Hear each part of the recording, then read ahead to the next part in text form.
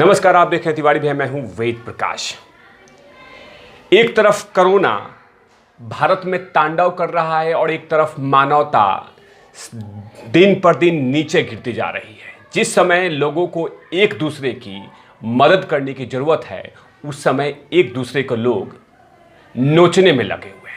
मानवता इतनी नीचे गिरती जा रही है कि समझ में नहीं आता कि कहां तक लोग गिरेंगे, खासकर इस कोरोना काल में, जिसमें जरूरत है एक दूसरे के कंधे पे एक दूसरे का सहारा बनना। लेकिन दुनिया में लोग ऐसे समझ रहे हैं कि यही सही टाइम है किसी को नोचना, और यही होता हुआ नजर आ रहा है। अब वो भी दिल्ली में एक ऐसी घटना घटी जो पूरे समाज को झकझोर के रख देगा। पूरी समाज की जो सिस्टम है उसको हिला के रख देगा। जो घटना घटी है दिल्ली में, एक बहन अपने पिता की जान बचाने के लिए पड़ोसी से सिलेंडर मांगती है, ऑक्सीजन सिलेंडर। अब वो पड़ोसी पहले बोलता है कि मेरे बिस्तर गर्म करो, उसके बाद तुम्हें ऑक्सीजन सिलेंडर देंगे। ये दिल्ली की घटना है, पूरी तरह से समाज को झकझोर कर रख दिया है। कैसे कैसे राक्षस है इस दुनिया में कि एक पिता को बचाने के लिए एक बेटी किसी से मदद मांगती है, तो मदद के बदले में इस तरह का हवसपन। कहां जा रहा है ये समाज? किस तरह का समाज हम बना रहे हैं? क्यों नहीं ऊपर वाले से लोग डर रहे हैं? लेकिन जो गिद्ध हैं, जो राक्षस हैं, वो इस कोरोना में भी अपना फायदा ढूंढ रहे हैं। ये कहानी है दिल्ली की। मैं बता दूं, जिसने ट्विटर पे अपनी ये स्टोरी छापी है और उसमें दर्द को बयां किया है। ट्विटर पे लिखती है कि मेरी सहेली की बहन, जो कि मेरी छोटी बहन जैसी है, वह एक पॉश कॉलोनी में रहती है। उसके पिता बीमार हैं। उसके पिता को ऑक्सीजन सिलेंडर की ज़रूरत था, तो तब उसने पड़ोसी में जाकर मदद मांगी। उसके बाद पड़ोसी ने तो मदद के लिए तैयार हो गया, लेकिन कहा कि ज़रा बिस्तर गर्म करो, उसके बाद तुम्हारे पिता के लिए ऑक्सीजन सिलेंडर का मैं प्रबंध करूंगी या प्रबंध करूंगा।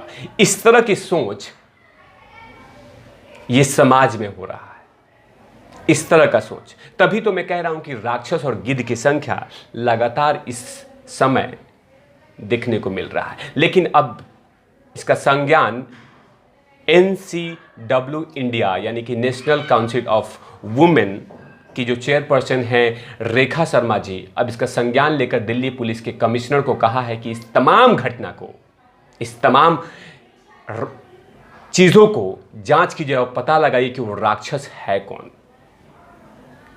वो अपराधी कौन है, वो नीच घटिया आदमी कौन है जिसने इस तरह की शर्मसार करने वाली घटना उस बहन के साथ सोचा। और मैं दिल्ली के पुलिस कमिश्नर से हम्बल रिक्वेस्ट कर रहा हूं कि उस राक्षस को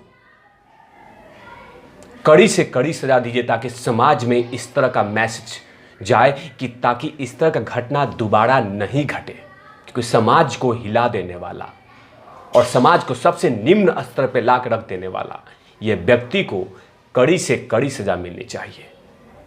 क्योंकि मानवता को तार तार करने वाला यह राक्षस अगर समाज में छूट गया तो दीमक की तरह इस समाज को खा जाएगा। दीमक की तरह इस समाज से सिस्टम को नोच दे, खत्म कर देगा, खोखला कर देगा। तो मैं एक बार रिक्वेस्ट करता हूं दिल्ली के पुलिस कमिश्नर से कि अगर रेखा शर्मा जी, जो कि महिला आयोग की चेयरपर्सन, उन्होंने जांच करने के लिए कहा है, यह स्वागत है कि जांच करने के लिए कहा है, लेकिन उस राक्षस को समाज के बीच में उसको सजा देना होगा। वरना ये राक्षस कितने लड़कियों को, कितने बहनों को, कितनी महिलाओं को नोच सकता है। अगर ये अभी छूट गया तो कोरोना से भी खतरनाक बन जाएगा। ये समाज का वायरस है, अगर इसको छोड़ना नहीं चाहिए। क्योंकि इस तरह की घटना मानवता को शर्मसार करती है। इस तरह की घटना आस पड़ोस को डर का माहौल पैदा करेगी। एक दूसरे से लोग डरेंगे, एक दूसरे की बहन आसपास के पड़ोस में रहने से डरेगी, क्योंकि जिस तरह का ये दर्द बयां उस लड़की ने, उस सहेली ने ट्विटर पे ट्वीट किया है। लेकिन कहीं ना कहीं ये इस तरह का मैसेज पूरी तरह से झकझोर के रख दिया है। कुछ ऐसी घटनाएं और भी हो रही हैं जिससे मानवता शर्मसार हो रही है।